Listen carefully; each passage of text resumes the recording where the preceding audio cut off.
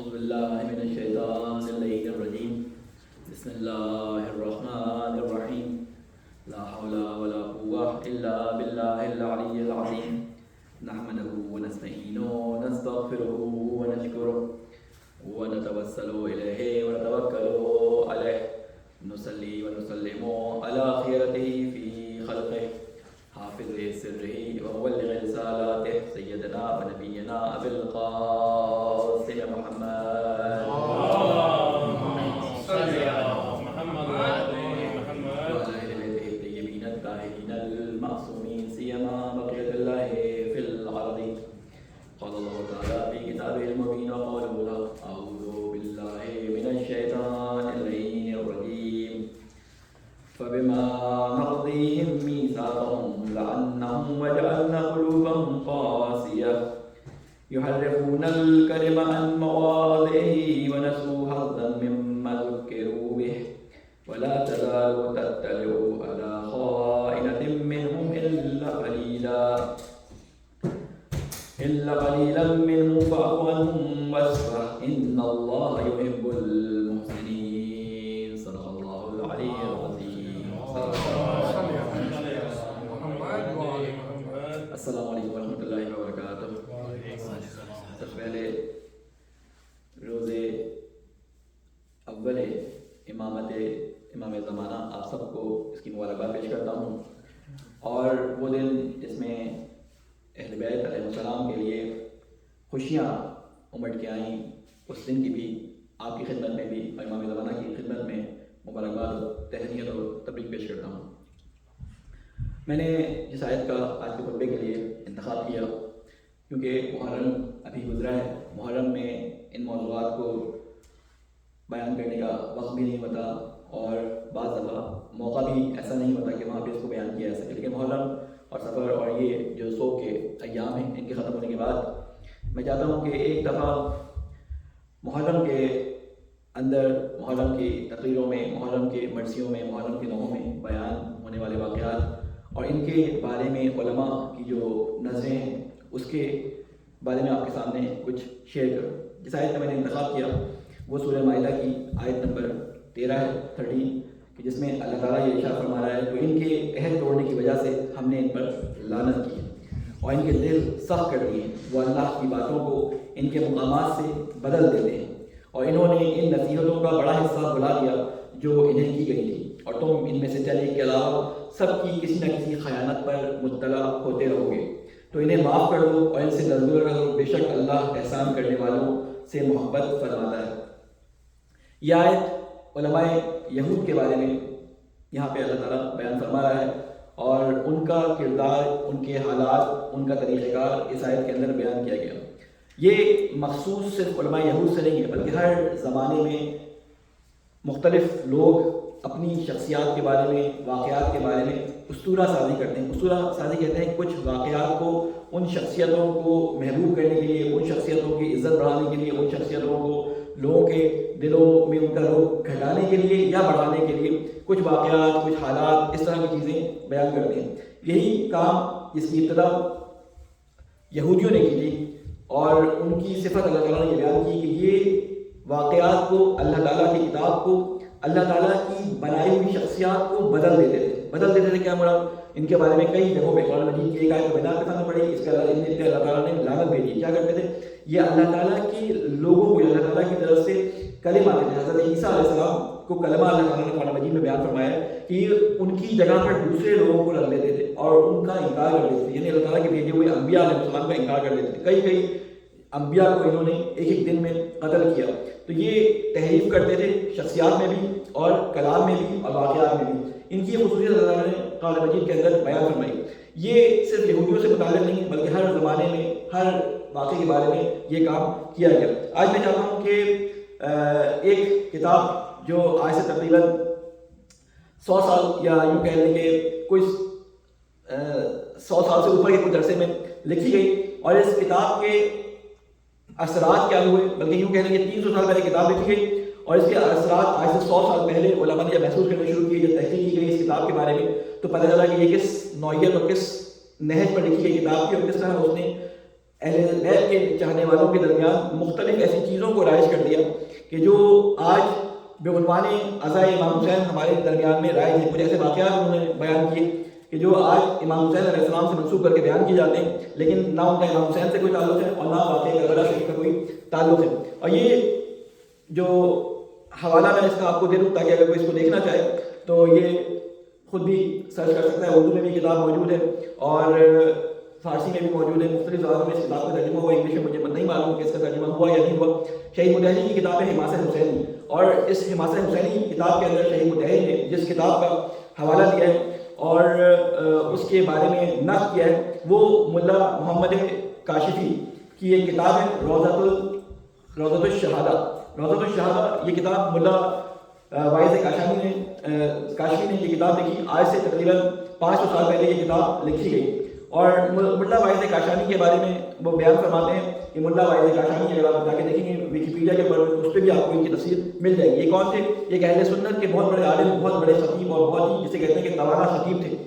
ان کے بارے میں لکھا جاتا ہے کہ ان کی خصوصیت یہ تھی کہ صفوی دور کے اندر انہوں نے زندگی گزاری اور صفوی دور جب شروع ہوا تو انہوں نے دیکھا کہ ان کا ممبر اور سننے والوں کی تعداد بہت زیادہ ہے، تو ایک بڑی تعداد جو ہے وہ اہل بیت کے چاہنے والوں کی بھی جو ہے اب ابھر کے آ رہی ہے سامنے. تو انہوں نے اپنی تبلیغ جو سے سنیوں میں کیا کرتے تھے وہ انہوں نے شروع کر دی شیعوں کے اندر.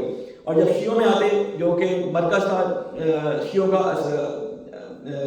سبزوار، وہاں سے انہوں نے اپنی تقاریر کی ابتدا شروع کی اور وہاں سے انہوں نے سخنرانیاں یا خطابت جو ہے اپنی کھڑی شروع کی. جب شیعوں میں آتے تو شیعوں کی طرح تقریر کرتے اور جب سنیوں میں آتے تو سنیوں کی طرح اس تقریر کرتے. ان کے پورے حالات زندگی آپ کو مل جائیں گے. شہید متحری نے اس کے اوپر کچھ مقامات پر روشنی ڈالی ہے. میں انہیں چیزوں کو شہید متحری کی کتاب حماسہ حسینی صاحب کے سامنے نقل کر رہا ہوں. اس میں میری اب کوئی چیز شامل نہیں ہے. جو انہوں نے مثالیں دی ہیں وہ مثالیں میں آپ کے سامنے کچھ رکھوں گا.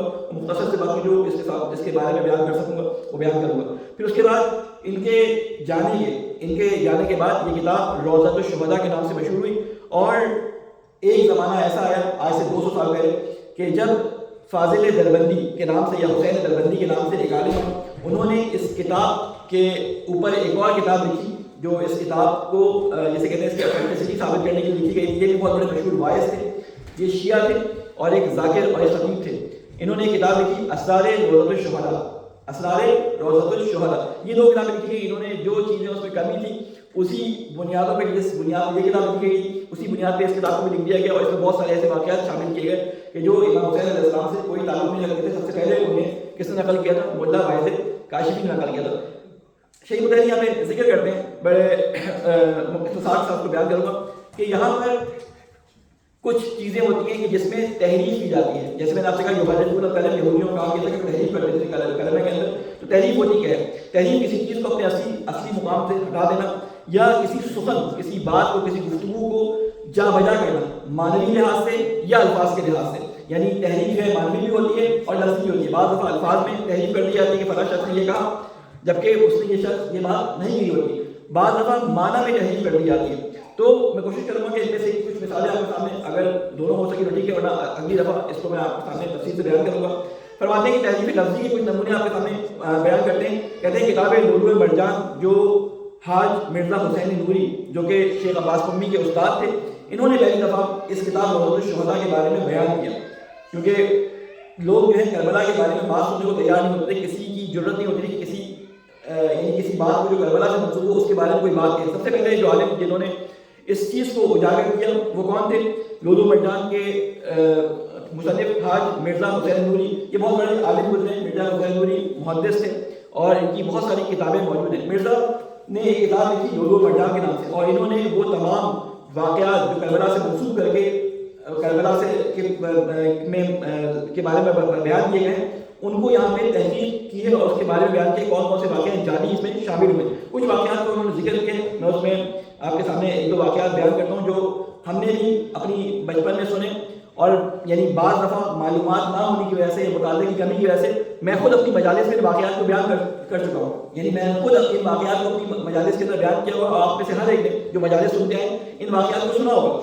لیکن جب میں نے تحقیق کی اس کے پڑھنے کے بعد تو میں ڈھونڈتا چلا گیا تو مجھے یہ واقعات سوائے 2-3 کتابوں کے کہیں نظر نہیں آیا. وہ کتابیں بھی کب کی؟ وہ ملا واعظ کاشانی کی کتاب کے بعد لکھی گئی کتابیں 500 سال پہلے جو لکھی گئی تھی اس کے بعد کی کتابیں موجود، اس سے پہلے کی کسی کتابیں موجود نہیں ہیں. جبکہ ہمارے پاس مکتب کی کتابوں میں چار قسم کے لوگ موجود ہیں کہ جنہوں نے کربلا کو روایت کی ہے، اور یہ 4 اوتھینٹک قصے ہیں، یعنی کربلا کے بارے میں ایسا نہیں کہ واقعات موجود نہ ہو، اس کو آپ اجاگر کرنے کے لیے، اس کو بیان کرنے کے لیے آپ کسی اور جھوٹے قصوں کا سہارا لیں. اس لیے کربلا کے بارے میں راویوں کی تعداد، راوی کہاں کون کون ہیں؟ سب سے پہلے تو راوی کون ہے؟ امام حسین علیہ السلام کے خطوط، امام حسین علیہ السلام کے خطبات، امام حسین علیہ السلام کی رجز جو پڑھی گئی ہے، امام حسین کے ساتھیوں کی رجز جو پڑھی گئی، جو بعد میں تاریخ میں نوٹ کر لی گئی. یہ بہت بڑا معتبر ذریعہ ہے کہ جس میں کربلا کے واقعات اور کربلا سے پہلے کے واقعات پتہ چلتے ہیں. نہ صرف امام حسین کے خطوط جو ہیں وہ مروان اور دوسرے خلفاء کے، بلکہ امام حسین کے خطوط جو بغداد اور کوفہ اور مختلف لوگوں کے ساتھ لکھے گئے، ان خطوط میں بھی امام حسین علیہ السلام نے مقصد جو ہے اپنے ہدف کو بیان کیا ہے. تو یہ ایک منبع ہے. دوسری سورس امام حسین کے مقصد کو بیان کرنے والی کیا ہے؟ وہ لوگ ہیں کہ جنہوں نے تاریخی واقعات کو لکھا ہے، یعنی جو کربلا میں موجود تھے اور زندہ بچے بعد میں. ان میں کون کون شامل ہیں؟ 4 لوگ ہیں. وہ کون کون سے؟ ایک عقبہ بن سلام کے نام سے ایک راوی تھا جو امام حسین کا، جیسے حبیب بن مسلم یزید کی فوج کا خبرنگار تھا، امام حسین کی فوج کا بھی خبرنگار تھا عقبہ بن سلام کے نام سے. عقبہ بن سمان یا اس نام سے کوئی راوی تھا. یہ بھی آخر میں گرفتار ہوا، یہ غلام تھا، اور یہ کیا خاص طور پہ پورے ان واقعات کو، یہ مکہ سے لے کر جو ہے وہ مدینہ سے لے کر عاشور تک امام حسین کے ساتھ تھا. بعد میں گرفتار کر لیا گیا اور غلام ہونے کی وجہ سے اس کو چھوڑ دیا گیا. یہ ایک راوی موجود ہے. تیسرے راوی کو امام سجاد علیہ السلام جو وہاں موجود تھے، اور امام باقر علیہ السلام، یہ 2 وہاں موجود تھے. اور چوتھے حضرت امام بی بی زینب سلام اللہ علیہ، اور یہ تمام کے تمام لوگ ہیں. اور چوتھے یہ 3 شخصیات میں سے. اور چوتھا منبع جو اس کی سورس ہے جس سے کربلا کے حالات معلوم ہوئے، وہ جب مختار نے پکڑا ہے امام حسین علیہ السلام اور ان کے ساتھیوں کے قاتلین کو، تو ہر ایک سے مختار نے پوری ڈیٹیل پوچھی ہے. مختار ثقفی نے پوری ڈیٹیل پوچھی کہ تم بتاؤ کہ تم نے کیسے، کس طرح سے کیا ظلم کیا. تو وہ جو ڈیٹیل تھی وہ تاریخ کے اندر آ گئی. تو یہ 4 معتبر ذرائع ہیں. اس کے بعد علماء نے، خصوصاً شیخ مفید نے ارشاد کے اندر تفصیل سے، طبری نے تفصیل سے، اور مختلف جگہوں پہ کربلا کے واقعے کو مختلف طریقوں میں ذکر کیا گیا. احادیث و روایات میں بھی کربلا کے واقعات کو تفصیل سے ذکر کیا گیا. تو جب اتنا غنی جسے کہتے ہیں منبع اور سورسز موجود ہو، تو ہمیں دوسری طرف جو ہے وہ بات بھی جانا چاہیے. اس سے پہلے ہمیں ان منابع کی طرف جو ہمارے ائمہ علیہ السلام سے، یا ان سورسز سے جو اتھینٹک سورسز ہیں ہمارے پاس واقعات کربلا کے ہیں، ان سے ہمیں امام حسین علیہ السلام کے خطبات کو، امام حسین علیہ السلام کے واقعات کو، کربلا کے حالات کو بیان کرنا چاہیے. تو آپ فرماتے ہیں کہ عاشور کے واقعے کے بارے میں کچھ چیزیں جو تحریف ہو گئی، کربلا کی اس میں داخل ہو گئی. ان میں سب سے پہلی مثال کو دیتے ہیں کہ حضرت علی کے بارے میں ایک واقعہ بیان کیا جاتا ہے. کربلا سے متعلق نہیں ہے لیکن امام حسین سے متعلق ہے، تو وہاں پہ اس کو ذکر کرتے ہیں. کہتے ہیں مولا علی علیہ السلام سے متعلق ایک واقعہ بیان کیا جاتا ہے. اور اکثر آپ لوگوں نے سنا ہوگا کہ مولا علی علیہ السلام ممبر پہ بیٹھے خطبہ دے رہے تھے کہ ایک دم سے امام حسین علیہ السلام کو پیاس لگی، اور امام حسین علیہ السلام نے کہا مجھے پیاس لگی ہے. تو امام علی نے فرمایا کہ کون ہے؟ یا آپ لوگوں نے واقعہ سنا ہی نہیں سنا؟ امام علی نے فرمایا کہ کون ہے جو میرے بیٹے حسین کے لیے پانی لے کے آئے؟ حضرت ابوالفضل عباس گئے، اور جب پانی وہ لے کے آئے ہیں، اپنی والدہ سے کوزہ لیا اور کوزے میں پانی بھر کے لے کے آئے ہیں، تو سر پہ کوزہ رکھ کے لے کے آئے ہیں. اور جب وہ آئے ہیں تو سارا پانی ان کے صورت پہ اور لباس پہ گرتا ہوا آ رہا تھا. یہ دیکھنے کے بعد مولا علی علیہ السلام کی آنکھوں میں آنسو آ گئے. یہ واقعہ، یہ اصلی واقعہ نہیں ہے، یہ واقعہ نقل کیا جاتا ہے، وہ آپ کو سنا رہا ہوں. علی علیہ السلام کی آنکھوں میں آنسو آ گئے، اور مولا سے پوچھا گیا آپ کی آنکھوں میں آنسو کیوں آئے؟ تو آپ نے فرمایا کہ مجھے بعد کے حالات جو عباس کے بارے میں، حسین کے بارے میں، وہ میری نظروں کے سامنے سے گم گئے. یہ واقعہ ہم سب سنتے ہیں. اب ذرا اس کی تاریخی تحریر کی. کہتے ہیں مولا علی علیہ السلام کب جو ہے وہ خطبہ دینے کے لیے ممبر پہ آئے. مولا علی علیہ السلام نے کبھی بھی رسول خدا صلی اللہ علیہ وسلم کی زندگی میں خطبہ نہیں دیا. آپ کو کوئی خطبہ، ایک بھی خطبہ مولا امیر المومنین علیہ السلام کا رسول خدا کی زندگی میں نہیں ملے گا. اس کے بعد آپ کو کوئی خطبہ ممبر کے اوپر خلفاء کے زمانے میں مولا علی کا نہیں سنا ہوگا، نہیں ملے گا. سب سے پہلے مولا علی علیہ السلام نے جب ظاہری خلافت کو سنبھالا ہے تو اس وقت کے بعد سے مولا علی علیہ السلام نے ممبر پہ خطبہ دینا شروع کیا. یہ کب کی بات ہے؟ 36 ہجری سے لے کر جو ہے 36 سے لے کر 41 تک مولا علی علیہ السلام کی خلافت کا دور رہا. یعنی 36 سال، 36ویں ہجری کے اندر اس وقت مولا حسین علیہ السلام کی ایج کیا رہی ہوگی؟ اس وقت تقریباً 33 سال مولا امام حسین علیہ السلام کی عمر مبارک اس وقت تھی. ٹھیک ہے، یعنی اگر خطبہ ممبر پہ دے رہے ہیں اور مولا حسین فریاد کر رہے ہیں کہ مجھے پیاس لگی ہے، پیاس لگی، مجھے پانی چاہیے، کہ مولا کو خطبہ روک کر کہنا پڑا کہ ان کے لیے پانی لے کے آؤ، تو تصور کریں کہ یہ بات ہو رہی ہے مولا حسین 33 سال کے ہیں، اور حضرت عباس کی ایج جو ہے اس وقت 15 سے 16 سال بیان کی جاتی ہے. 15 یا 16 سال ہے حضرت عباس کی ایج. تو آپ یعنی یہ واقعہ امام حسین سے منسوب تو کرتے ہیں، لیکن یہ نہیں سوچتے کہ یہ واقعہ امام حسین کی شخصیت کو بجائے اوپر ڈالنے کے امام حسین کی شخصیت کو نیچے لے جاتے ہیں. جب آپ کے والد گرامی موعظہ اور نصیحت کر رہے ہیں، اس کے بیچ میں کوئی 33 سالہ شخصیت جو روبدار، کوئی جسے کہتے ہیں کہ ایک اچھے کردار کی مالک، ایک سینسیبل، ایک سلجھی ہوئی شخصیت ہو، وہ کبھی بھی خطبے کے بیچ میں یہ نہیں کہے گی، اور انہوں نے اس کو بیان بھی کیا کہ ایسا کوئی واقعہ ہمیں تاریخ میں نہیں ملتا. یعنی یہ تو انہوں نے ایک عقلی تحریک کی ہے، اس کے بعد کہا کہ یہ واقعہ کبھی تاریخ میں ملتا ہی نہیں ہے کہ یہ واقعہ کبھی پیش آیا. تو کہتے ہیں اس سے امام حسین کی عزت بڑھانے کے لیے یہ پیش کیا گیا، لیکن یہ امام حسین علیہ السلام کی شخصیت کے اوپر نعوذ باللہ اگر کوئی اور سنے تو کہے گی یہ 33 سالہ شخص کیوں خطبے کے بیچ میں جب ایک خلیفہ ایک بار تقریر کر رہا ہے اس کے بیچ میں پیاس کے بارے میں کہہ رہا ہے. اور دوسری بات جو بیان کی جاتی ہے حضرت عباس کے بارے میں کہ جب وہ آئے تو پانی سر سے گر رہا تھا، تو کہتے ہیں کہ 15 سالہ ایک نوجوان لڑکا جس کے آپ کہتے ہیں شجاعت اور جس کی طاقت اور جس کے بارے میں آپ بیان کرتے ہیں، وہ یعنی ایک پیارے کو نہیں سنبھال پا رہا تھا کہ پانی اس کے سر سے گر رہا تھا. تو یہ واقعہ نقل کیا جاتا ہے، ہم بھی اس پہ اپنا سر سنتے ہیں اور نعرے لگاتے ہیں. ٹھیک ہے، کہتے ہیں یہ واقعہ بقول ان کے یہ واقعہ بعد میں یاد کیا گیا. کس کے تھرو یاد کیا گیا؟ یہ اس کتاب کے اندر جو اس وقت لکھی گئی. دوسری مثال کو دیتے ہیں حضرت لیلا اور علی اکبر کی مثال جو بیان فرماتے ہیں کہ حضرت لیلا اور علی اکبر علیہ السلام کے بارے میں کچھ ایسی کہانیاں بیان کی گئی. جب حضرت علی اکبر جا رہے تھے تو امام حسین علیہ السلام نے حضرت لیلا سے کہا کہ ہم نے جو ہے وہ واقعہ سنا بھی ہے اور شاید مجھے پتہ نہیں پڑا میں نے بیان بھی کیا ہے نہیں بیان کیا، میں نے بھی شاید بیان کیا ہو، یعنی بتا رہا ہوں کہ میں خود اس کے بارے میں دیر میں اویئر ہوا. تو میں نے چاہا کہ میں اس کو کم از کم بیان کروں تاکہ لوگ کم از کم میری بات نہ مانیں، یہ کتابوں کو جا کے کھولیں. ٹھیک ہے، تو اس میں بیان کرتے ہیں کہ ایک تو حضرت لیلا کا وجود جو ہے وہ کربلا میں ثابت نہیں ہے. ام رباب موجود تھی لیکن حضرت لیلا کا وجود جو ہے جو وہاں پہ کربلا کے اندر ثابت نہیں. دوسری بات یہ کہ اس میں امام حسین علیہ السلام نے حضرت لیلا سے کہا کہ تم جا کے دعا کرو، ماں کی دعا بیٹے کے حق میں پوری ہوتی ہے، اور دعا کیا کرو؟ دعا یہ کرو کہ میرا بیٹا سلامت واپس آ جائے. یعنی یہ بات خود امام حسین کے مقصد سے میل نہیں کھاتی. کہتے ہیں سب سے پہلا نوجوان بنی ہاشم کا جسے اجازت لینے کی بھی ضرورت نہیں پڑی، امام حسین علیہ السلام نے خود بھیجا. امام حسین کا مقصد تھا شہادت، اپنے اصحاب کو شروع سے بتاتے آ رہے تھے کہ تمہیں شہادت دے دیں گے، ہمارا خون بہے گا. یعنی امام حسین یہ کہیں کہ تم اپنے بیٹے کے لیے دعا کرو کہ تم واپس آ جاؤ. یہ امام حسین کے مقصد سے میں نہیں کھاتی. اور علی اکبر کی ماں نے پھر روضہ خان، جس کو بعد میں مختلف جگہوں پہ وہ کہتے ہیں کہ میں نے روضہ خانی میں ایک جگہ ایسا بھی سنا کہ علی اکبر علیہ السلام کی ماں نے یہ منت مانی کہ اگر علی اکبر واپس آ جائے تو میں کربلا سے لے کر مدینے کے راستے میں ریحان ایک پودا ہوتا ہے خوشبودار، وہ میں اگاؤں گی. 300 فرسخ کا فاصلہ ہے.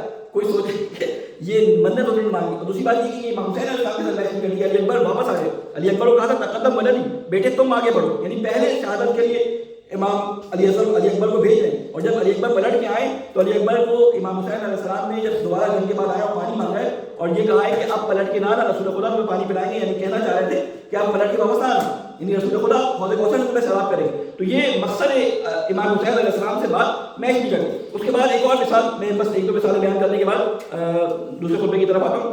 تیسری مثال حضرت، یعنی انہوں نے کہا کہ کچھ حسرتوں کو ذکر کیا گیا، کچھ حسرتوں کو ذکر کیا گیا کہ جو کربلا کے اندر امام حسین کے دل میں موجود تھی. یہ ایسی باتیں مجھے معلوم ہے کہ آپ لوگ میرے بارے میں بڑی چیزیں سوچ رہے ہوں گے کہ کیا مولانا آج جائیں اس ٹاپک کو لے کے بیٹھ گئے. یہ ایسا ٹاپک ہے کوئی بیان کرتے ہوئے ڈرتا ہے باقاعدہ. جس نے بیان کیا ان کے ساتھ کیا ہوا میں خود بھی جانتا ہوں، لیکن اگر بیان نہیں کروں گا تو یہ نوجوان انہی کو کربلا کا جز مان کے کربلا کا حصہ سمجھتے رہیں گے. آپ مانیں، بالکل مانیں، لیکن پہلے دیکھیں کہ یہ واقعہ آیا کہاں سے، آیا یہ کربلا سے منسوب بھی ہے یا میں جھوٹ بول رہا ہوں. اگر میں جھوٹ بول رہا ہوں تو آپ کتابیں موجود ہیں، کتابوں میں اس کو ڈھونڈیں. اب تو گوگل موجود ہے، اب تو ہر ریسرچ کا سامان موجود ہے، ہر کتاب کی PDF اسلامی کتابوں کے جو ہے منابع سورسز جو ہے جو اوتھینٹک کتابیں ساری نیٹ پہ موجود ہیں. ترجمہ تک ان کا اردو میں انگلش میں موجود ہے، ان کو آپ سرچ کر سکتے ہیں اور اس کو سرچ کر کے دیکھ سکتے ہیں کہ یہ جو میں بات کر رہا ہوں یہ ہے یا نہیں ہے. علماء نے اس کے بارے میں کیا رائے دی، بڑے بزرگ علماء کے بارے میں اس کے اندر جو ہے وہ جو باتیں بیان ہوئی وہ آپ کے سامنے بیان کر رہا ہوں. کہتے ہیں کہ انہوں نے ایک سوال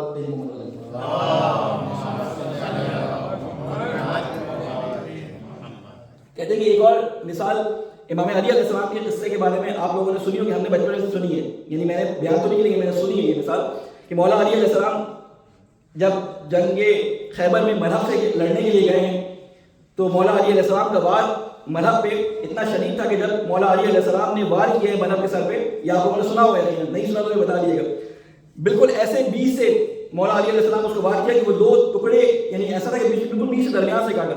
تو اللہ نے جبرائیل کو حکم دیا کہ جبرائیل ایسا نہ ہو کہ علی کی یہ پھرتی سے چلتی ہوئی تلوار زمین پہ لگی اور زمین 2 ٹکڑے ہو جائے اور زمین کے اندر موجود جو گائے ہے جس کے سر پہ یہ سینگ ہے وہ جو ہے وہ بھی اس تلوار کی زد میں آ جائے. تو کہتے ہیں جبرائیل پہنچے اور جبرائیل پہنچنے کے بعد انہوں نے تلوار کو روکا تو 40 دن تک جبرائیل واپس نہیں پہنچے. اللہ تعالیٰ نے پوچھا 40 دن کے بعد جب پہنچے تو اللہ تعالیٰ نے پوچھا جبرائیل کہاں رہ گئے؟ کہتے ہیں کہ علی کی تلوار کی ضربت جو ہے میرے پروں پہ روکنے کی وجہ سے میرے پر زخمی ہو گئے تھے، ان کو میں جو ہے وہ درمان کر رہا تھا جس کی وجہ سے مجھے آنے میں دیر ہو گئی. تو اس طرح کے واقعات ملتے ہیں. پھر اسی میں ایک بات اور بھی ایڈ کی جاتی ہے، پتہ نہیں آپ نے سنی ہے، جس کی ہم نے اپنے بچپن میں سنی تھی بلکہ جوانی تک سنی ہے، کہ جب مرحب نے دیکھا کہ امام علی نے وار کر دیا تو مرحب نے سوال کیا کہ علی بس یہ وار تھا تمہارا؟ تو امام علی نے نعوذ باللہ اس کو یہ کہا کہ ذرا ہل کے تو دیکھو. جب وہ ہلا تو درمیان سے 2 ٹکڑے ہو چکا تھا، اس کو پتہ ہی نہیں چلا. یعنی اس طرح کی باتیں بیان کرنے سے آپ کیا بیان کرنا چاہتے ہیں؟ آپ لوگوں نے سنا یہ واقعہ کبھی آپ لوگوں نے واقعہ سنا ہے؟ یہ واقعہ بیان کیا جاتا ہے، مجھے معلوم ہے ہم نے اپنے بچپن میں سنا ہے واقعہ تھوڑا سا. یعنی کہہ رہا ہوں نا کہ جب جاری واقعہ ہوتا ہے تو تبدیل ہو گئے، اس میں بہت ساری تبدیلیاں آ جاتی ہیں، کوئی جسے کہتے ہیں اس میں نمک مرچ اور بھی لگ جاتا ہے. بیان یہ کرنا چاہ رہا ہوں کہ بہت سارے ایسے اصلی واقعات موجود ہیں کہ نقلی واقعات کے بیان کرنے کی ہمیں ضرورت نہیں ہے. بہرحال اس کے بارے میں بہت ساری باتیں، ٹائم میرے پاس اتنا نہیں ہے، انشاءاللہ اگلی دفعہ کچھ اور مثالیں آپ کے سامنے پیش کروں گا کہ کس طرح سے جو ہے اس واقعے کے معنوی طور پہ اس کے اندر تحریک کی گئی. اللہ تعالیٰ سے یہ دعا ہے کہ ہم جس مقصد کے اللہ تعالیٰ نے ہمیں پیدا کیا اور اسی مقصد کو پورا کرنے کے لیے ہمیں رسول کی ہستی، ہمیں ائمہ علیہ السلام کی ہستیاں اللہ تعالیٰ نے عطا کی کہ ان کے تعلیمات پہ عمل کرتے ہوئے ہم اس راستے پہ چل سکیں جو اللہ تعالیٰ نے اپنی طرف آنے کا راستہ رکھا ہے. اگر ہم اس راستے پہ چلنے کے لیے غلط راہوں کا انتخاب کریں گے، غلط واقعات اور غلط جسے کہتے ہیں قصوں سے اپنے عقیدوں کو بنائیں گے تو وہ عقیدوں کا حصہ تو بن جائیں گے، لیکن وہ انٹروڈکشن جو ہم نے امام حسین علیہ السلام کا، امام حسین کے صحابیوں کو کرایا ہے، وہ انٹروڈکشن اصلی امام حسین کا نہیں ہوگا، بلکہ وہ ان امام حسین کا ہوگا جو ان لوگوں کے نے پروان چڑھائے جو قصوں اور واقعات کو گھڑنے کی صورت میں. یہ احادیث سے بھی ہوا ہے، احادیث کے اندر بھی یہ کام بہت زیادہ ہوا ہے. انشاءاللہ اللہ تعالیٰ سے دعا ہے کہ اللہ ہمیں حق اور جسے کہتے ہیں کہ سچ بات کو سمجھنے، اس کے بارے میں تحقیق کرنے اور جستجو کرنے، اور اگر معلوم ہو جائے کہ یہ بات حق اور سچ ہے اس کو اپنے عقیدے کا حصہ بنانے میں ہماری مدد فرما. اے اللہ تجھے واسطہ ہے محمد والے محمد کا ہمارے گناہ کبیرہ اور صغیرہ کو معاف فرما.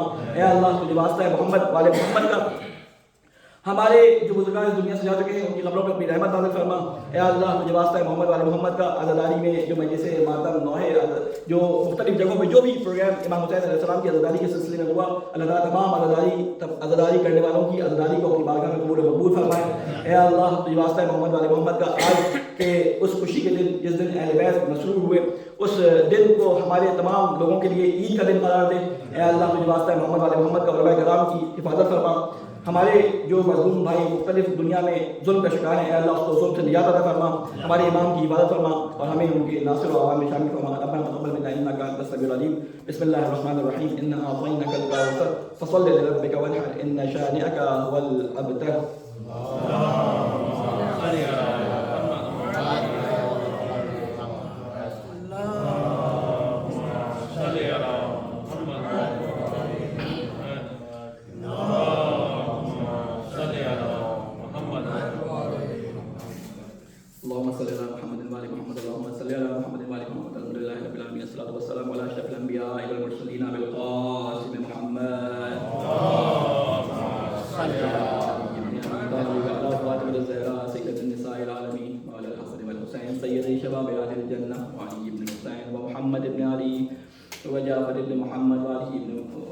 وجعفر بن محمد ومحمد بن علي وعلي بن محمد وحسن بن علي وحجة بن الحسن القائل الحكيم المنتظر.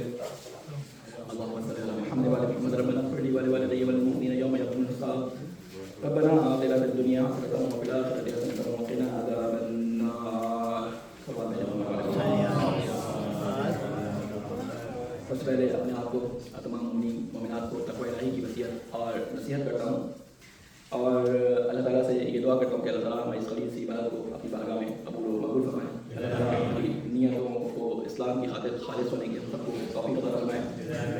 میں آپ کے سامنے ایک آیت کی تلاوت کر رہا ہوں، اور اس کے بعد میں چاہتا ہوں کہ آج کے دن کی مناسبت سے جو دن آج 9 ربیع الاول کا دن ہے، اس کے بارے میں آپ کے سامنے کچھ باتیں بیان کروں، جو باتیں معاشرے کے اندر مشہور ہیں اور جو باتیں صحیح اور حقیقت پہ مبنی ہیں. ان کا تجزیہ میں نہیں کروں، وہ خود آپ لوگوں پہ ڈپینڈ کرتا ہے، کیونکہ ساری باتیں ضروری نہیں ہے کہ وہ ساری باتیں سنا کے ہی دی جائیں، کیونکہ سنی سنائی باتوں پر اعتبار کرنے کے لیے ہمیں ائمہ علیہ السلام کی طرف سے اور قرآن مجید کی طرف سے جو ہے وہ ممنوعیت آئی ہے کہ آپ سنی سنائی باتوں پہ اعتبار نہ کریں جب تک کہ آپ ان کو خود سے قرآن و حدیث کے مطابق پڑھا نہ.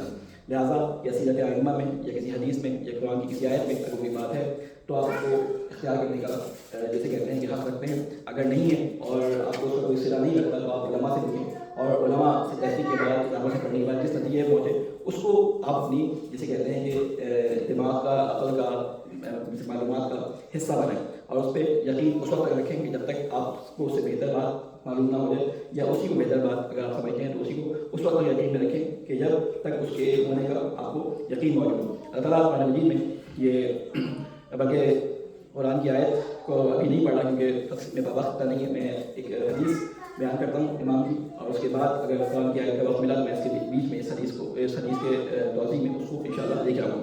اس میں امام یہ ارشاد فرماتے ہیں کہ ان اللہ تبارک و تعالی اطلع الی الارض فاختارنا واختار لنا شیعۃ ینصروننا ویفرحون لفرحنا ویحزنون لحزننا. بے شک اللہ تبارک و تعالیٰ نے زمین میں نظر کی, مولانا امیر المومنین علیہ السلام سے روایت ہے, اس میں فرماتے ہیں بے شک اللہ تعالیٰ نے زمین پر نظر کی اور ہمیں منتخب کیا اور ہمارے لیے ایسے پیروکار چنے جو ہماری مدد کرتے ہیں. اب یہاں پہ امام نے ایک جملہ استعمال کیا, یہی جملہ امام صادق علیہ السلام نے بھی ایک اپنی حدیث میں الگ سے بھی استعمال کیا ہے. جملہ آپ سنیں گے تو آپ کو یاد آ جائے گا. اس نے فرمایا کہ وَيَفْرَحُونَ لِفَرْحِنَا وَيَحْزَنُونَ لِحُزْنِنَا, یہ خوش ہوتے ہیں, یہ مسرور ہوتے ہیں ہماری خوشی کے لیے. لے فرحنا, لام کا مطلب جو ہمیں کلاس میں آتے ہیں مفاہیم کی بتایا تھا, لام لیے اور برائے کے معنی میں آتا ہے. یہ خوش ہوتے ہیں ہماری خوشی کے لیے, وَيَحْزُنُونَ لِحُزْنِنَا, اور یہ غمگین ہوتے ہیں ہمارے غم کے لیے.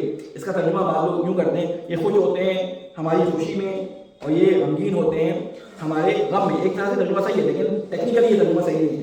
ٹیکنیکلی جو ترجمہ صحیح ہے وہ کیا ہے, لے حزن کا مطلب میں نہیں, لے کے معنی میں نہیں ہوتے, فی کے معنی میں کے ہوتے ہیں. ٹھیک ہے نا, یہ خوش ہوتے ہیں ہماری خوشی میں یا یہ غمگین ہوتے ہیں ہمارے غم میں, تو وہاں پہ فی آنا چاہیے تھا, لیکن یہاں پہ لفظ لے آیا. لے کا مطلب ہوتا ہے لیے, برائے. ٹھیک ہے, فور. تو یہ امام کیا فرما رہے ہیں کہ ہمارے لیے ایسے پیروکار پیدا کیے ہیں کہ جو ہماری خوشی کے لیے خوش ہوتے ہیں, جس چیز کے لیے, جس چیز سے ہمیں خوشی حاصل ہوتی ہے اس چیز کے لیے کوشش کرتے ہیں, اس میں اس کی جسے کہتے ہیں پائیداری کے لیے, اس کی برگزاری کے لیے یہ خوش ہوتے ہیں اور اس کو برگزار کرنے کی کوشش کرتے ہیں. اور جس چیز سے ہمیں غم ہوتا ہے اس سے بچتے ہیں کیونکہ اس چیز سے ہمیں غم ہوتا ہے, اس لیے ان چیزوں سے یہ پرہیز کرتے ہیں. تو مولا اس کے بارے میں فرماتے ہیں, اور اس کے بعد کہتے ہیں کہ شیعوں میں کوئی بندہ ایسا نہیں جو ہمارے منع کیے گئے کسی کام کا ارتکاب کرے اور مر جائے, مگر یہ کہ اسے ایسی آزمائش میں ڈالا جائے. تفصیلی حدیث سے میں اس کا خلاصہ بیان کر رہا ہوں کہ کوئی ہمارے پیروکاروں میں, ہمارے شیعوں میں کوئی بندہ ایسا نہیں ہے کہ وہ کسی برے کام کا ارتکاب کرے اور پھر مر جائے, مگر یہ کہ اس کی زندگی میں اس کو آزمائش میں ڈالا جائے جس سے اس کے گناہوں کی پاکی ہو جائے, یا تو اس کے مال میں یا اس کی اولاد میں یا اس کی اپنی ذات میں, یہاں تک کہ وہ اللہ عز و جل سے اس حال میں ملے کہ اس کے اوپر کوئی گناہ باقی نہ بچے.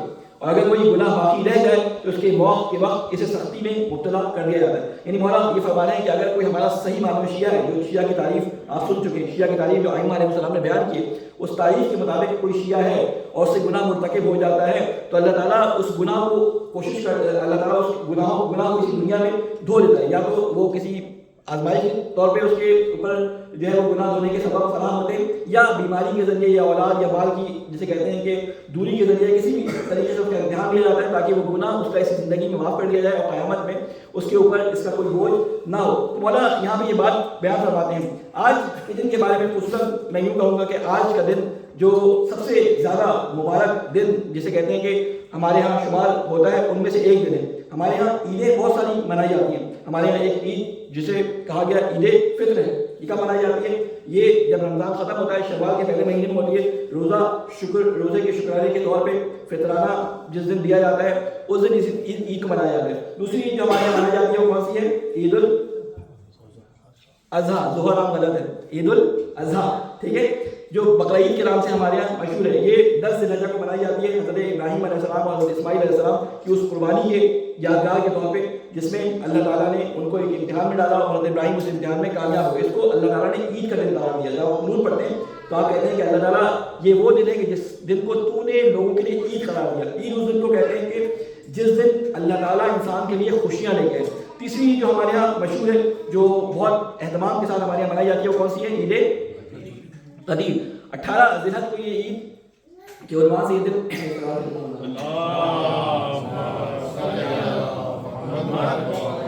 یہ دن منایا جاتا ہے اور اس میں کی ولایت اور امامت کا جو جسے کہتے ہیں کہ جشن ہے وہ منایا جاتا ہے. اس کے بعد ایک اور عید مبائلہ. یہ 3 عیدیں ذی الحجہ کے مہینے میں، عید مبائلہ، ٹھیک ہے، عید غدیر اور عید قربان، یہ تینوں ذی الحجہ کے مہینے میں آتی ہیں. یعنی ذی الحجہ کا مہینہ بڑا بابرکت اللہ تعالیٰ نے مہینہ رکھا ہے. اس کے بعد ایک عید جو ہمارے یہاں مشہور ہے وہ عید زہرا کے نام سے مشہور ہے. عید زہرا جسے آج کے دن یعنی 9 ربیع الاول کو اس کے بارے میں مختلف لوگ جو ہیں وہ چیزیں بیان کرتے ہیں. میں چاہتا ہوں کہ آج عید زہرا کے بارے میں آپ کو بیان کروں کہ اس کے بارے میں لوگ علماء اور تاریخ میں کیا واقعات ملتے ہیں جس کی وجہ سے اس کو عید زہرا کہا جاتا ہے اور کیوں کہا جاتا ہے. اس کے نام کے بارے میں عید زہرا، عید شجاع، تقریباً 72 نام اس کے جو ہے وہ تاریخ کے اندر ملتے ہیں. میں نام پڑھنے کا میرے پاس وقت نہیں ہے، میں 4-5 نام آپ کو بیان کر دوں کہ اگر تاریخ کی کتابوں میں، حوادث جو مختلف بیان کرنے والی کتابیں ان میں یا روایات کے اندر یا مختلف سیرت کی کتابوں کے اندر اگر آپ دیکھیں تو اس دن 9 ربیع الاول کے بارے میں جو نام ملتے ہیں وہ 72 نام ملتے ہیں. ان میں سے اس کو یوم الاستراحہ کہا جاتا ہے، اس کو یوم تنفیس اللحم والکرب کہا جاتا ہے، یوم الغدیر الثانی کہا جاتا ہے، یوم تحفیظ الازبار اوزار کہا جاتا ہے، یوم الخیرہ کہا جاتا ہے، یوم رفع القلم ایک نام بھی اس کا ہے. رفع القلم یعنی جس دن تمام تکالیف اور تمام اللہ تعالیٰ کی طرف سے جسے کہتے ہیں کہ سختیاں اور وہ مانیٹری ہٹا دی جاتی ہے. دیکھیں یہ بڑا خطرناک نام ہے اور اس کو روایات سے لیا گیا، اس کے بارے میں تھوڑا سا بیان کروں گا. اس کے علاوہ بہت سارے نام ہیں، تقریباً 72 نام ہیں. کسی کو اگر چاہیے تو مجھ سے لے سکتا ہے، میں نے ایک تحقیق کے مطابق اس کو نکالا ہے، وہ میرے پاس موجود ہے. کسی کو اگر چاہیے تو مجھ سے لے سکتا ہے. کہتے ہیں عید زہرا کے بارے میں کچھ فرض ہیں. کہتے ہیں کہ کہا جاتا ہے کہ اس دن حضرت فاطمہ سلام اللہ علیہ کا دشمن جو ہے وہ دنیا سے جو ہے وہ گیا تھا، تو اس دن حضرت فاطمہ خوش ہوئی، تو اس دن کو عید زہرا کہتے ہیں. اس دن کو عید زہرا کہتے ہیں. یا دوسرے الفاظ میں یوں کہوں کہ اس دن جو ہے وہ شخص کہ جس نے حضرت فاطمہ سلام اللہ علیہ کا جسے کہتے ہیں کہ بے ادبی کی، میں تفصیل اس میں نہیں جا رہا، سب لوگ مجھ سے بہتر آ رہے ہیں، تو اس دن یعنی 28 ذی الحجہ یا 12 ربیع الاول کو وہ شخص جو ہے دنیا سے گیا، تو اس وجہ سے اس عید کو عید زہرا کہا جاتا ہے کیونکہ حضرت زہرا کی خوشی کا دن ہے. اور اس طرح کی بہت ساری باتیں ہیں، لیکن سوال یہ پیدا ہوتا ہے کہ حضرت زہرا تو ان تمام واقعات سے پہلے جا چکی تھی. عید زہرا یعنی جس دن حضرت زہرا خوش ہوئی، جس دن حضرت زہرا خوش ہوئی، اس خوشی کے بارے میں کون بتائے گا؟ خود حضرت زہرا بتائے گی یا کوئی معصوم امام بتائے گا؟ تو حضرت زہرا دنیا سے جا چکی ہے، اس کے بعد اس کا دشمن گیا ہے. تو یہ جو کہا جاتا ہے کہ اس دن کوئی دشمن گیا تو حضرت زہرا کی خوشی کا دن ہے، تو ہم کہہ سکتے ہیں ہو سکتا ہے کہ ہوتی تو خوش ہوتی، لیکن عید زہرا قرار دینا یہ نام علماء اس کے بارے میں بیان کرتے ہیں کہ تحقیق اس کے بارے میں جنہوں نے کیے تو کہتے ہیں یہ نام دینا اس وجہ سے مناسب نہیں ہے. دوسری وجہ بیان کرتے ہیں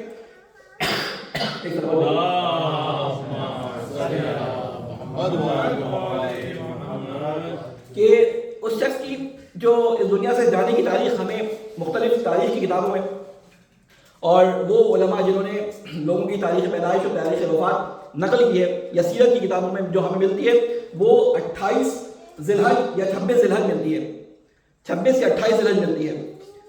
تو اس کو 9 ربیع الاول پہ کیوں تعمیل کیا جاتا ہے؟ تو بعض لوگوں نے اس کی توجہ دی ہے کہ ہو سکتا ہے کہ کیونکہ محرم کے ایام شروع ہو گئے تھے اور شیعہ چاہتے تھے کہ اس دن کو منائیں، تو وہ محرم کی وجہ سے اس ذکر کو مؤخر کیا گیا اور جیسے ہی محرم اور یہ غم کے ایام ختم ہوئے تو 9 ربیع الاول کو اس دن کو منایا گیا، اس لیے اس کو عید زہرا کہا جاتا ہے. یہ آپ کو میں ریزن بتا رہا ہوں جن ریزنس کو ذکر کیا گیا ہے مختلف علماء کی کتابوں کے اندر. اس کے بعد ایک اور وجہ بیان کرتے ہیں کہ اس کو عید زہرا کہنے کی ایک اور وجہ کیا ہے کہ اس دن عمر سعد کا سر مختار نے امام سجاد کے پاس بھیجا، تو مختلف جو قاتلین امام حسین تھے ان کے سر امام سجاد کے پاس بھیجے گئے، خصوصاً عمر سعد کا سر جو ہے حضرت امام حسین علیہ السلام کے پاس آیا، جس پہ امام حسین علیہ السلام نے جو ہے وہ اللہ کے شکر ادا کیا، بی بی زینب نے اللہ کا شکر ادا کیا اور جو ہے ان کی خواتین نے اتنے عرصے سے اپنے بالوں میں کنگھی نہیں کی تھی، تیل نہیں لگایا تھا، تو انہوں نے اپنے آپ کو آرائش دی، اپنے بالوں میں کنگھی کی اور اپنے بالوں میں تیل لگا، یعنی یہی الفاظ ملتے ہیں، آپ نے یہ سنے ہوں گے یقیناً، ٹھیک ہے. تو اس وجہ سے ہم اس دن کو عید زہرا کہتے ہیں. اب جو علماء اس واقعے کو بیان کرنے کے بعد کہتے ہیں کہ اس کو عید زہرا کہنے کی وجوہات اگر یہ بیان کی جاتی ہیں تو عید زہرا کہنے سے بہتر تھا اس کو عید امام سجاد، عید جو ہے وہ بی بی زینب کہا جاتا. حضرت زہرا کا نام یہاں پہ کیوں لگایا گیا؟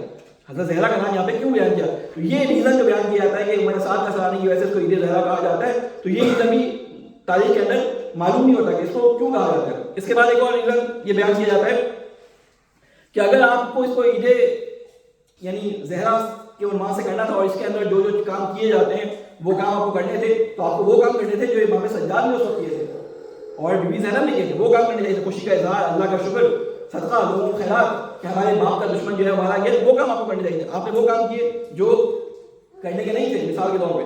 اس کے بعد کہتے ہیں کہ اس عید کو جو ہے ایک سوال میں جمع ہو گیا اس عید والے دن امام حسین علیہ السلام کی جو باقی بچنے والے اسرا میں جو خواتین تھیں انہوں نے اپنے آپ کو آرائش کی, اپنے سروں میں تیل ڈالا, اپنے بالوں میں کنگھی کی. کہتے ہیں کہ وہ خاندان جس کے سربراہ رسول خدا صلی اللہ علیہ وسلم تھے, جنہوں نے صفائی کے بارے میں اتنی زیادہ تاکیدات کی اور جنہوں نے ہر چیز میں پاکی اور غسل اور تمام چیزوں کے بارے میں بیان کیا, بعید ہے اس خاندان سے کہ انہوں نے اتنے دن تک اپنے بالوں میں کنگھی نہ کی اور اپنے آپ کو جسے کہتے ہیں کہ اپنے بالوں کو جسے کہتے ہیں کہ صحیح نہ کیا ہو. کہتے ہیں یہ بعید ہے. ٹھیک ہے وہ منہ پریشان کرنا اور یہ سب چیزیں یہ عربی کے محاورے ہیں. بالوں کو پریشان کرنے کا مطلب ہم اردو میں بالوں کو پریشان کرنا استعمال کرتے ہیں, اس کا مطلب یہ نہیں کہ بال کھول کے اس کو بکھیر دیا جائے. یعنی ہم سنتے ہیں نا گریبان چاک کرنا, یہ اردو میں گریبان چاک کرنا محاورہ ہے. اس کا مطلب یہ نہیں کہ گریبان کو چاک کیا جائے, اس کا مطلب یہ ہوتا ہے غم کی شدت کا اظہار کے لیے یہ بیان ہوتا ہے. منہ کو پریشان کرنا یعنی یہ اپنے غصے کے اظہار کے لیے اعلیٰ اوج میں جو کام ہو سکتا ہے, اس کیفیت کو بیان کرنے کے لیے چیزیں بیان کی جاتی ہیں.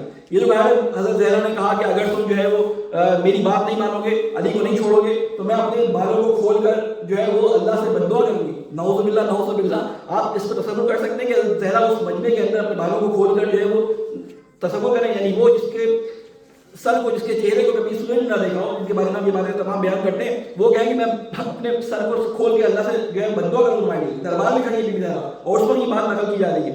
تو بہرحال کہتے ہیں کہ یہ چیزیں محاورے کو اردو میں لفظی ترجمہ نہیں کیا جاتا, تو اس لیے بعض چیزیں ایسی ہیں کہ اس بات کو اہل بیت کے خاندان سے جو ہے وہ بڑی سمجھاتا ہے. پھر کہتے ہیں اس کا ایک نام جو عید زہرا پڑا ہے, اس کی ایک وجہ جس پہ علماء اتفاق کرتے ہیں کہ شاید یہی وجہ رہی ہو, شاید یہی وجہ رہی ہو, وہ یہ بیان کرتے ہیں کہ حضرت رسول اکرم صلی اللہ علیہ وسلم اور بی بی خدیجہ نکاح کی تاریخ جو ہے وہ 9 ربیع الاول تھی. بی بی زہرا اور بی بی خدیجہ اور غلام رسول خدا صلی اللہ علیہ وسلم کی نکاح کی تاریخ جو ہے وہ 9 ربیع الاول تھی, اور حضرت فاطمہ اس دن کو سیلیبریٹ کیا کرتی تھی کیونکہ ان کی والدہ جو ہے نہیں تھی, تو اپنے بابا کو خوش کرنے کے لیے اس دن وہ خوشی مناتی تھی. اس لیے اس دن کو عید زہرا کہا جاتا ہے. اور علماء کے نزدیک بہت ساری وجوہات میں سے یہ وجہ زیادہ جو ہے وہ کیا نام ہے قابل قبول نظر آتی ہے. میں نے اس میں بہت ساری چیزیں بیان کی, ابھی وقت کی دعوت میں اتنی گنجائش نہیں ہے کہ میں آپ کو اس کے بارے میں مزید تفصیلات بیان کروں. جس کو یہ باتیں دیکھنی ہو وہ یہ پورا آرٹیکل میں نے لکھا ہے, یہ مجھ سے پی ڈی ایف کی صورت میں لے سکتا ہے. میں جب تحقیق کرتا ہوں تو ساری چیزوں کو میں جمع کرتا ہوں, سارے کتابوں سے بنانے سے سورسز سے لے کے آتا ہوں, لیکن یہاں پہ توقع نہیں ہوتا کہ تمام باتوں کو آپ کے سامنے بیان کیا جا سکے. جس کو تفصیل دیکھنی ہو وہ مجھ سے یہ آرٹیکل لے سکتا ہے. سلوات میں محمد علیہ محمد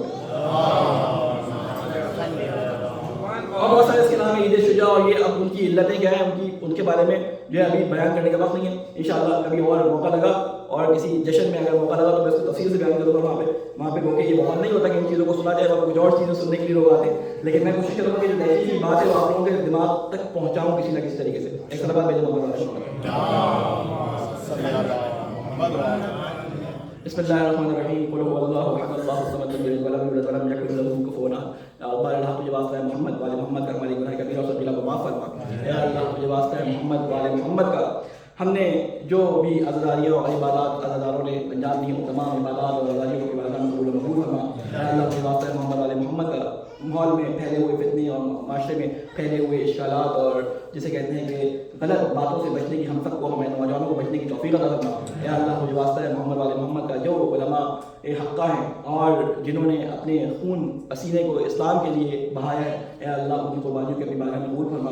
اے اللہ ہمارے علماء جو زندہ ہیں ان کی سلامتی کے لیے ہم تو دعا کرتے ہیں. اللہ ان کو سلامت و شادماد رکھ کہ وہ ہمارے لیے علمی خدمات کو انجام دیتے رہیں اور ہم ان کے علوم سے استفادہ کرتے رہیں. اے اللہ تجھے واسطہ ہے محمد والے محمد کا جہاں جہاں شیعوں پہ ظلم ہو رہا ہے اور جہاں جہاں مسلمانوں پہ خصوصاً غزہ اور فلسطین کے اندر جو ظلم ہو رہا ہے, یمن کے اندر جو ظلم ہو رہا ہے, اے اللہ اس ظلم سے ان مظلوموں کو نجات عطا فرما. اے اللہ تجھے واسطہ ہے محمد والے محمد کا ہمارے نوجوانوں میں جو بھی مشکلات ان کے چاہے شادی سے متعلق ہو, چاہے ان کی تعلیم سے متعلق ہو, چاہے ان کے کیریئر سے متعلق ہو, اے اللہ ان مشکلات کو نوجوانوں کے لیے آسان فرما. اے اللہ جن بچوں کے رشتے نہیں ہو رہے, اے اللہ غیر سے ان کے رشتے عطا فرما. اے اللہ جو مقبوض ہوں کے قرضوں کو غیر سے عطا فرما. اے اللہ ہمارے امام کی حفاظت فرما, ہمیں ان کے ناصر و عوام میں شامل فرما. ربنا تقبل منا انک انت السمیع العلیم برحمتک یا ارحم الراحمین.